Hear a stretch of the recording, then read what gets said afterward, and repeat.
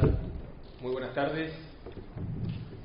Muchísimas gracias, Andrés, por la invitación aquí a participar en este panel. La verdad que plantear estos temas hoy en día me parece sumamente interesante por la dificultad que tienen, lo vemos todos los días, no solamente en los diarios, sino en la conflictividad que han generado, tanto el tema de Internet en términos generales como en los específicos, libertad de expresión, contenidos, el tema de regulación en términos generales de Internet. Así que me parece interesante. Esperemos también luego, si ya realizar algunas preguntas, con todo gusto contestaremos las que sabemos.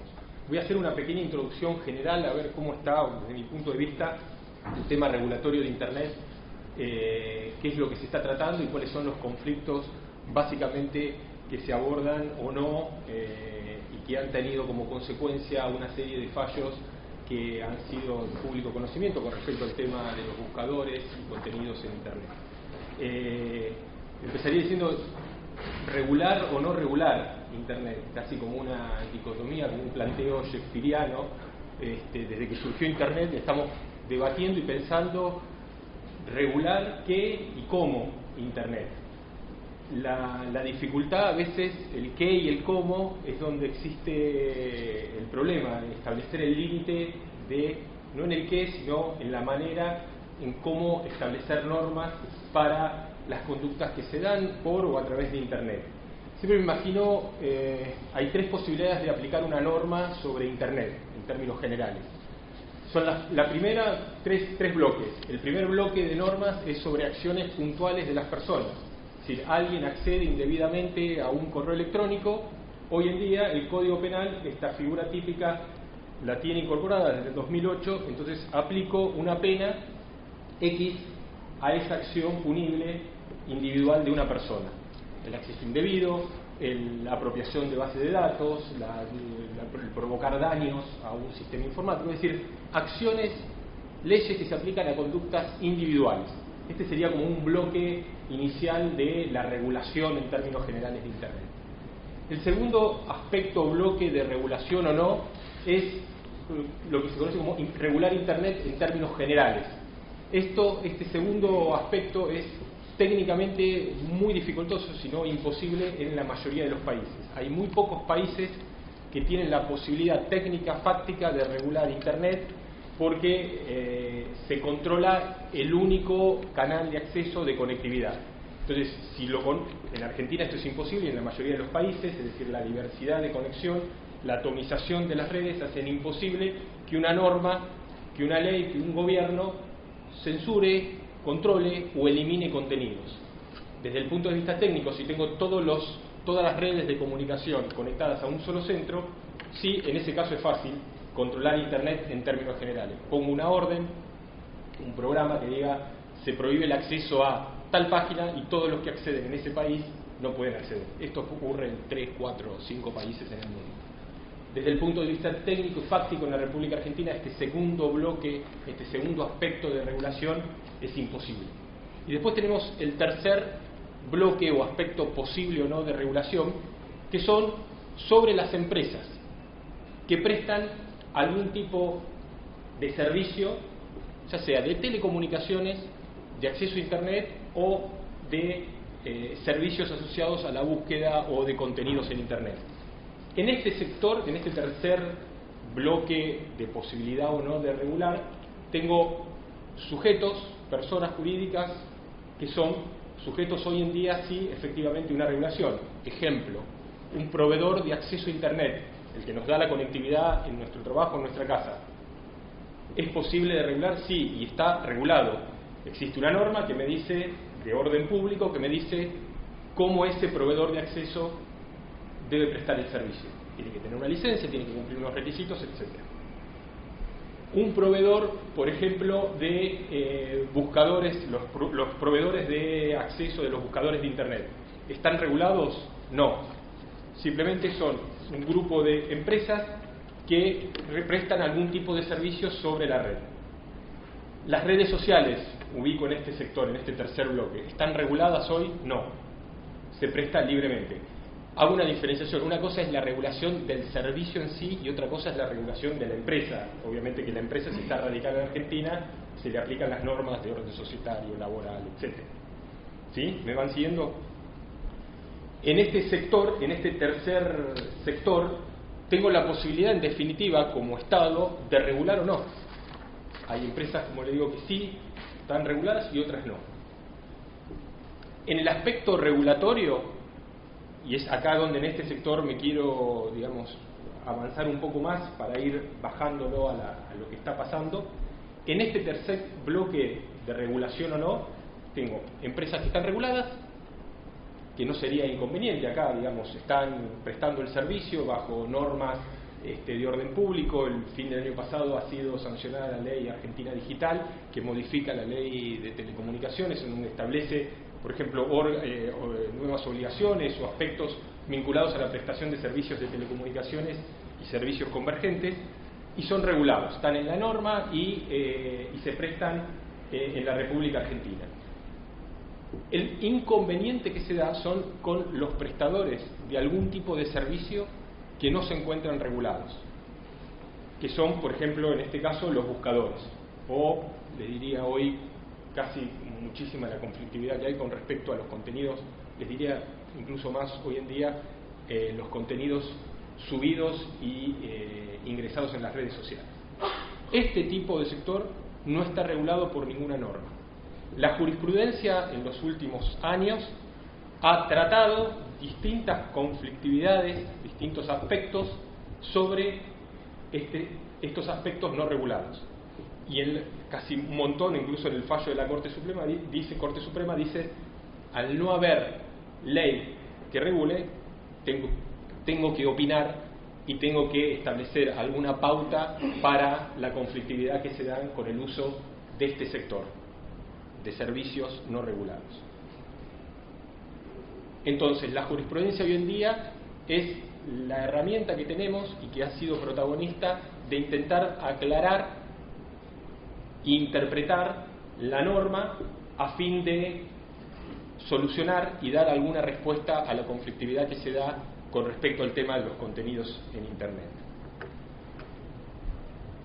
¿Cuál es, entonces, hoy en día, entre este aspecto y bajando concretamente al tema de los buscadores y al tema de los contenidos existentes en Internet, cuál es la situación? Imagínense que tengo la nube de Internet con contenidos de todo tipo, videos, fotos, documentos, todo lo que conocemos, las páginas de los diarios, de televisión, todo Internet, contenidos, ¿sí? Tengo usuarios, todos nosotros, todo el mundo, tratando de acceder a esos contenidos, ¿sí? ¿De qué manera puedo acceder a esos contenidos que están en la nube de Internet y dispersos en todo el mundo? Tengo dos formas. Uno es, si conozco la dirección, el URL exacto, pongo www.sea.com y accedo a ese contenido de la nube de Internet. Lo obtengo directamente. La otra forma de acceder a esos contenidos es a través de los buscadores. Ingreso al buscador, pongo lo que quiero buscar y el buscador hace de intermediario entre yo, usuario, y ese universo de Internet. Me trae una lista de contenidos que tienen vinculación con la palabra buscada, indexados de acuerdo a un proceso lógico, matemático y secreto, que nadie sabe cómo es. Precisamente el valor de las empresas es mantener la fórmula del rastreo en secreto, y lo trae indexado según mi entender, en el cual yo elijo. ¿Me siguen con lo que estoy explicando? Entonces, el usuario accede a esos contenidos bajo dos formas. ¿Cuál es el inconveniente cuando trae? Porque la mayoría de las veces se desconocen exactamente el nombre o las direcciones. La mayoría ingresamos a través de los buscadores. Trae absolutamente todo lo que existe en el universo de Internet y lo veo como si ese buscador fuese el que aloja o el que tiene el contenido. Si yo veo un contenido que me es ofensivo, que me es dañino, que veo que ofende o que tiene algún tipo de legitimidad, tengo dos acciones. O voy directamente al generador, al administrador de ese contenido, para que lo retire, con la dificultad que puede estar, accesible o no. La mayoría de los casos es muy complicado acceder al administrador. Y por otro lado, la otra acción es decirle al buscador: mire, ese contenido es el que me produce un daño al honor, a la intimidad, lo que sea, me ofende, lo que sea. Y acá viene el tema de la conflictividad, es decir, el buscador es responsable luego por ese contenido indexado. ¿Qué dijo la Corte Suprema el año pasado?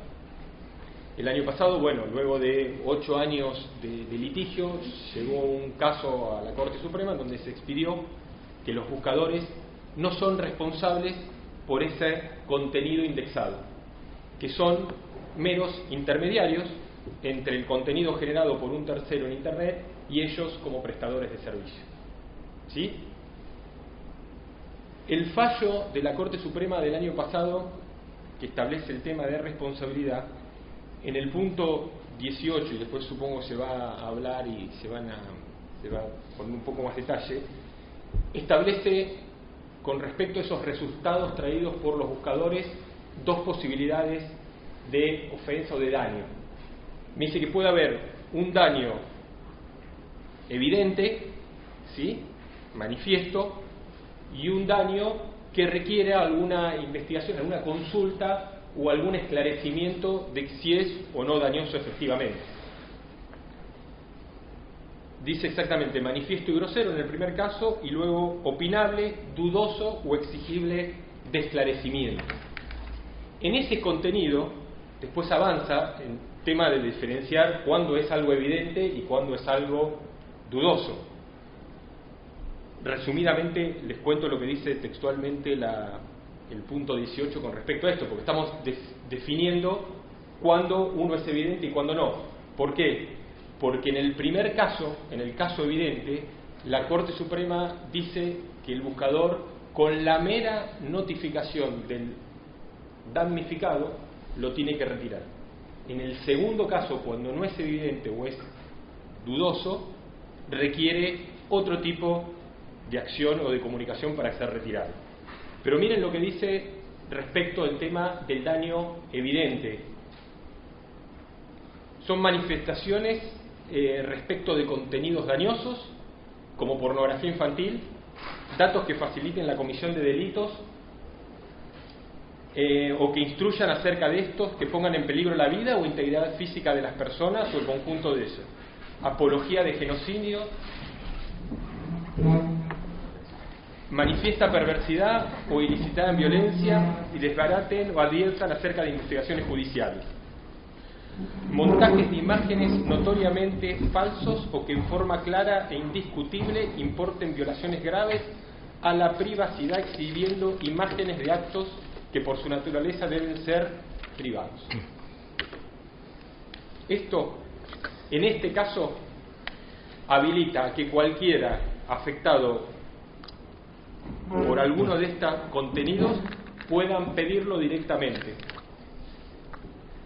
Y dice que en casos, por el contrario, en los casos de contenido dañoso que importen eventuales lesiones al honor o de otra naturaleza, será necesario que exijan un esclarecimiento que debe debatirse o precisarse en sede judicial o administrativa.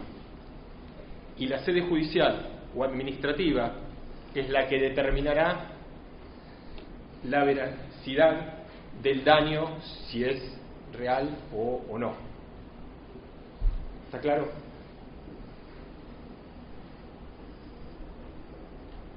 Después de esto, obviamente sigue haciendo las consideraciones, trata el tema de libertad de expresión y censura, que no voy a detallar por razón del tiempo, aparte porque va a ser tratado en este panel.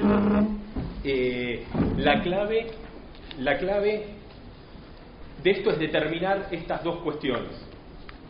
cuándo es dañoso o cuando requiere una eventual investigación.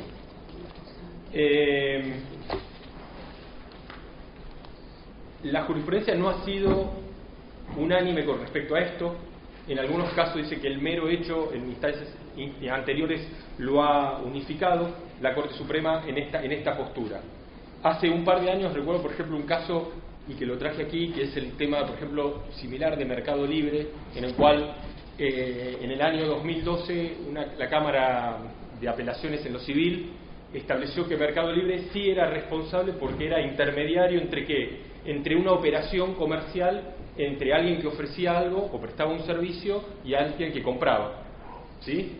O sea, manifestaba acá una cuestión que da incluso también para debate en relación al tema de los buscadores, si son o no prestadores simplemente objetivos abstractos o pasivos, o si tienen algún tipo de ejercicio comercial en esa indexación que trae.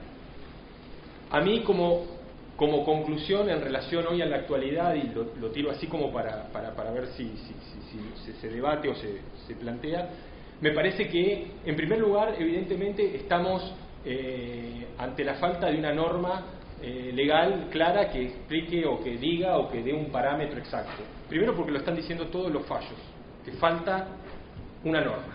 Entonces la mejor forma de que yo interprete una cosa, que el doctor interprete otra, que sea tener una norma clara que diga esto es así, así y esta es la resolución. Y tratar de definir un poco el método de cómo y qué es lo que se retira. En segundo lugar, como conclusión, a mí me parece que la interpretación de daño, tanto evidente o no, es ambigua. Me parece, desde el punto de vista, si lo leemos detenidamente y si vemos en detalle qué es el daño que le produce a la tercera persona, a la persona afectada, me parece que, como está redactado, es sumamente ambiguo. Y yo puedo decir que en la primera puede ser ambigua desde ya y que en la segunda también. Entonces me parece que aclarar este tipo de cuestiones facilita el uso de estos recursos.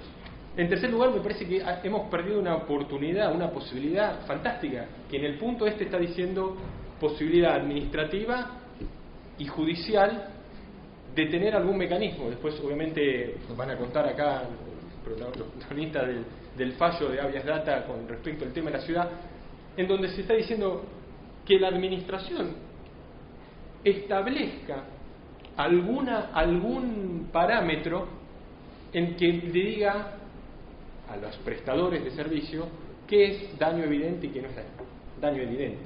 Y en esta pérdida de oportunidad perdemos los usuarios de Internet, yo creo que pierden los buscadores y pierden la administración pública de no facilitar un mecanismo ágil, directo, gratuito, fácil, para decir esto está produciendo un daño.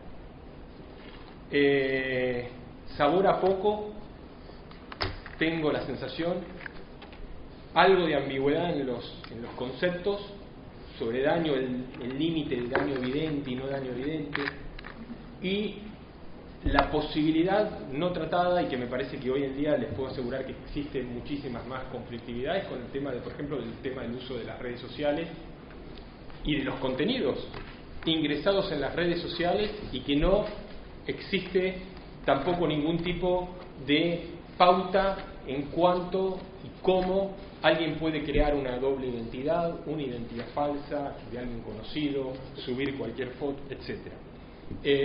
Me parece que la cuestión la dejo planteada como introducción, y me parece que es interesante ver qué ideas podemos aportar a los efectos, en definitiva, de todos, usuarios, gente que trabaja en justicia, en la administración de la justicia, abogados, futuros abogados, para darle forma a esto de Internet, que evidentemente no responde a la primera pregunta que hacía, que es regular o no regular, y qué y cómo. Muchas gracias.